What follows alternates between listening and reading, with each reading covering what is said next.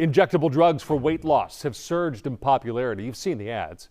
Doctors say the medications delivered by tiny needles just under the skin have been a breakthrough for patients who struggle with weight-related health problems. The Fox Medical team's Beth Galvin takes a closer look. They're weight loss injectables with names like Ozempic, Wegovy, Mounjaro, and now Zepbound.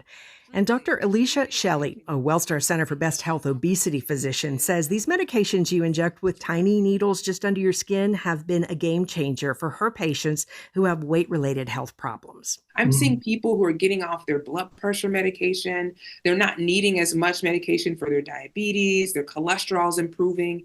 They're able to move better. And Dr. Shelley says she gets asked about these medications a lot. So I think the main question that people ask me are, first of all, side effects.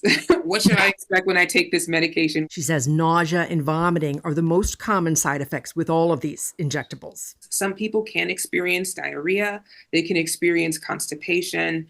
There are a subset of people who have experienced some slowing of their gut or slowing of their intestine called gastroparesis.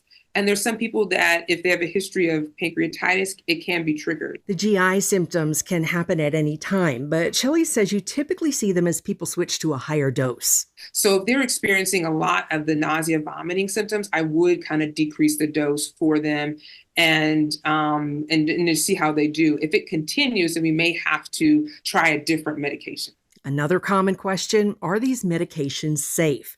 Dr. Shelley says a 2023 study found that for patients with pre-existing cardiovascular disease, taking semaglutide, one of the weight loss medications, actually lowered their risk of dying from cardiovascular disease or having a non-fatal heart attack or stroke. I do tell them that this is safe, especially in people that have pre-existing cardiovascular disease. And so you should feel reassured that you're okay to take this medication for a long period of time, especially if you have no cardiovascular diseases. And if you're wondering if you're a candidate, you typically need to have a BMI or body mass index of 27 or greater and a weight-related health problem like high blood pressure or a BMI of 30 or greater. And that brings us to our final question. Is this medication going to be covered by my health insurance? That is a big question. And a lot of times, I'll ask the patient to call their insurance, but majority of the times we just have to submit it to the pharmacy and fill out the prior authorization. Because sometimes it's not quite clear whether insurance covers it or not.